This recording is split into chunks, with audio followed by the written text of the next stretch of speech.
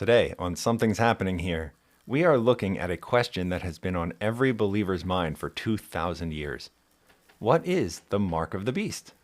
Is it the vaccine mandate from last year? Is it Bitcoin or other digital currency? Is it something else entirely? And since the mark of the beast is the worst thing that can ever happen to you, biblically speaking, is there anything else more important to talk about? All this week, we will be exploring this topic from a number of different angles, and we hope that every one of us is closer to Jesus Christ and more confident in our faith when we're done. Welcome to Something's Happening Here. I'm Steve Hicks. Welcome, everybody. Thanks for joining us. If you're watching this as we broadcast it, then today is Monday, and we are starting a new week together. This is the last week of January, first week of February 2023. And I hope you agree with me that we have a really exciting topic for this week, the mark of the beast. And probably if you are a Christian believer of any flavor for any amount of time, you have heard this phrase, and you probably have some sense of what it means inside your head already. So this is totally fine, but let me tell you a story, okay? I think that I've told you in the past that I am a working pastor, and I have been so for many years.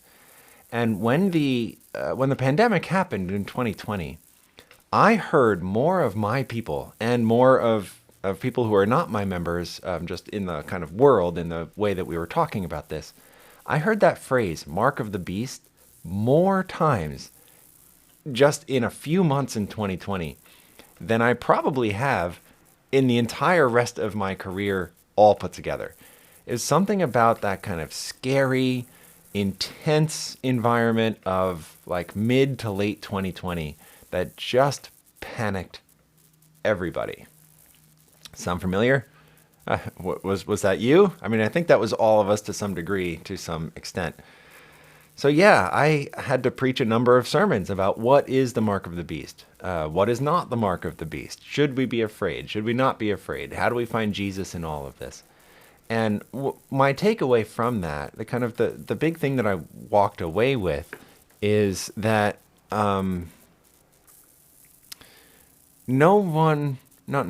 many people don't really have a clear understanding of what this is and what they're looking for. And instead, they just kind of blame everything that they're afraid of on this concept of the mark of the beast. So we're going to try to do better than that this week. We'll go to the Bible.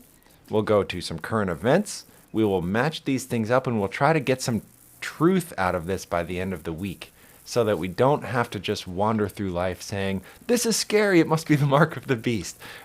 So hopefully we'll have better legs under us. Let's start in the Bible today. The mark of the beast is found in Revelation chapter 13, so please go there. And I just want to read from the Bible what it says, and then we can talk about it. We find most of all of the data about this concept in verses 16 and 17 of Revelation chapter 13. Also a little bit of verse 18. In verse 18 is where we find that strange and mysterious number, 666. But it's really in 16 and 17 that we get a lot of the data. So it says, he...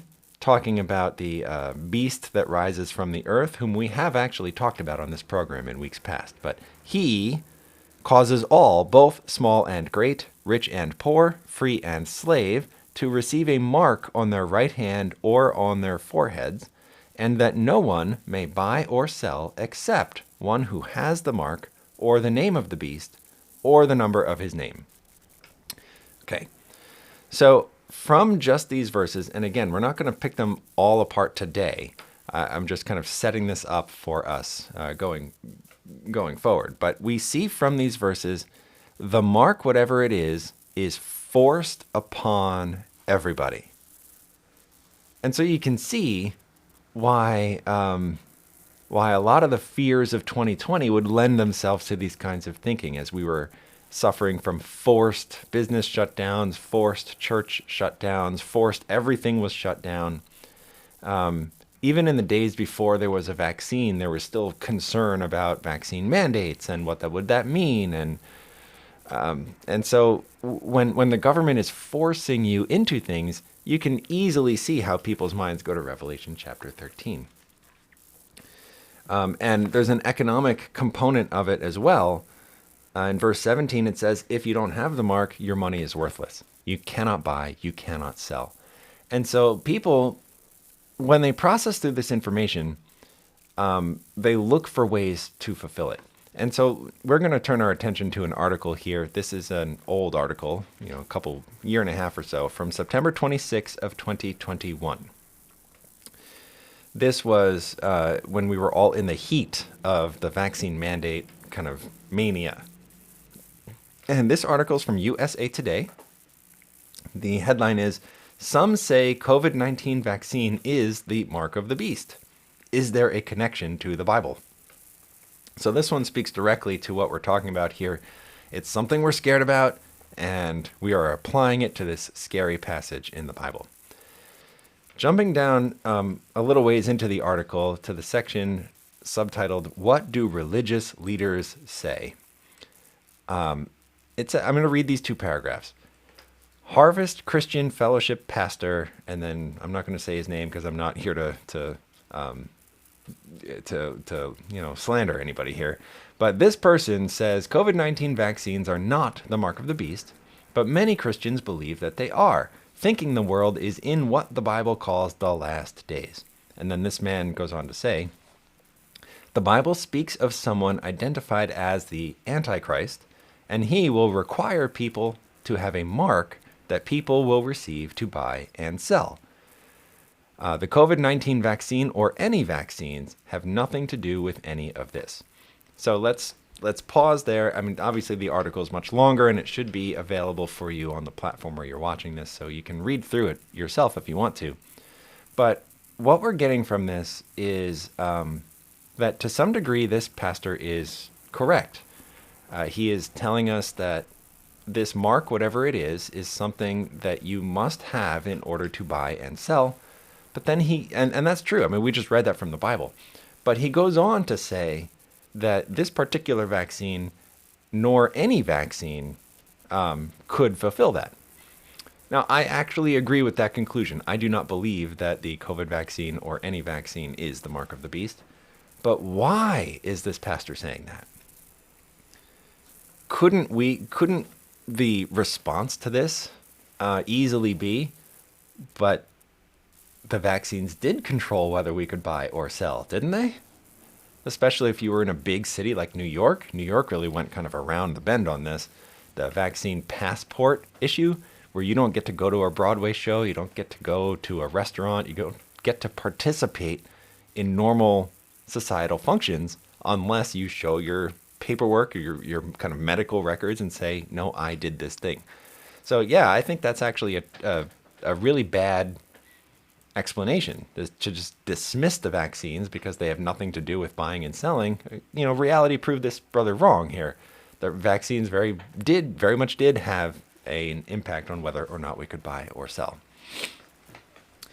But actually, there's another detail in this little description that I want to call out as well, because he says the Bible speaks of someone identified as the Antichrist.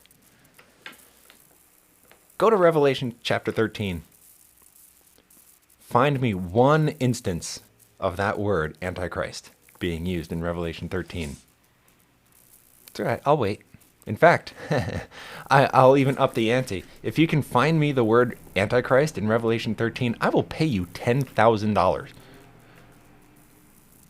All right, it's not there, is it? No. And so when we are piecing together ideas that are not actually in the scripture and then calling it scripture, I think that's really dishonest.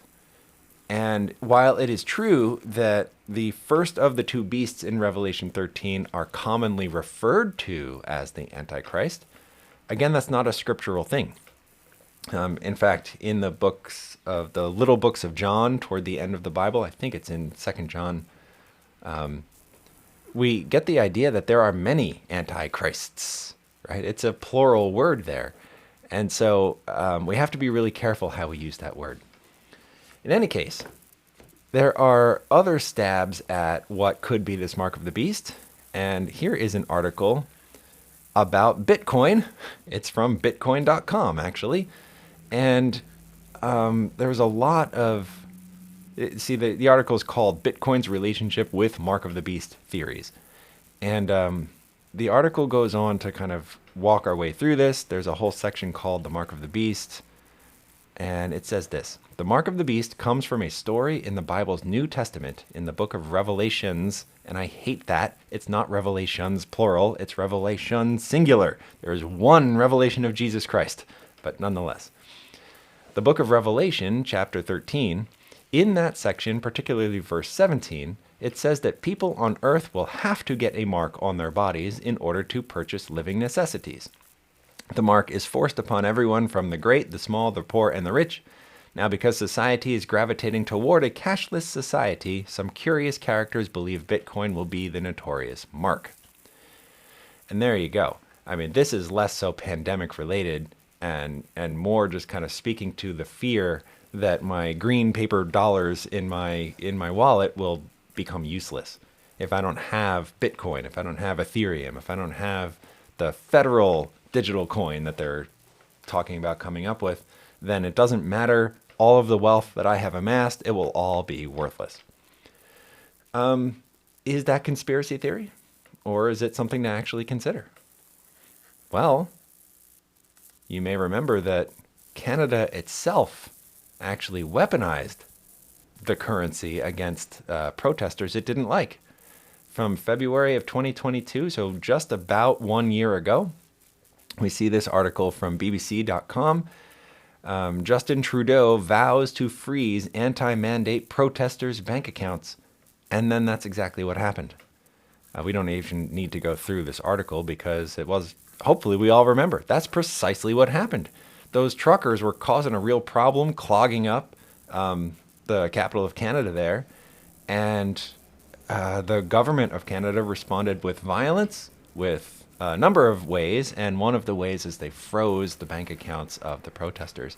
So we're seeing that governments increasingly have the ability to do this, and how much more so will they have that ability if all of the currency is digital? Now, I'm just kind of elaborating on why people have these fears, but I'm going to tell you from the beginning, I don't think the mark of the beast is a vaccine. I don't think it's a digital coin. I don't think it has anything to do with these particular current events. And when you keep coming back every day for the rest of the week, you will see why. We will talk about not only what I don't think it is, but what the Bible shows us that it really is as well. And so with that, I'm going to kind of just conclude this today by appealing to your reason and not appealing to your fear. Okay? We live in a fraught time in history right now. We're coming off of a, once a century pandemic. Hopefully it's once a century, and not more. But we've all had our blood pressure up, and we've all had our kind of like panic button depressed for a number of years now. And I'm just here to say, let's let cooler heads prevail, because the Bible actually is pretty clear on this issue if we take the time and do the work of figuring out what the symbols mean and learning what God has to say. So come on back, okay? This is my invitation for you to keep joining us.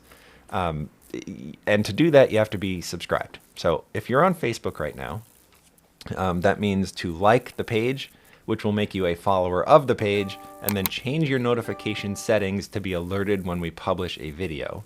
And you've got instructions for that on the page somewhere. On YouTube, you have to subscribe to the channel and also hit your notification bell. And if you're watching on talkingdonkeyinternational.org, then go to the podcast page and bookmark it.